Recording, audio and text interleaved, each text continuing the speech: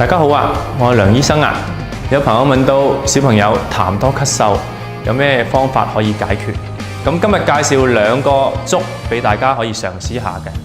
我哋針對寒咳嘅，我哋可以用紫蘇生薑粥。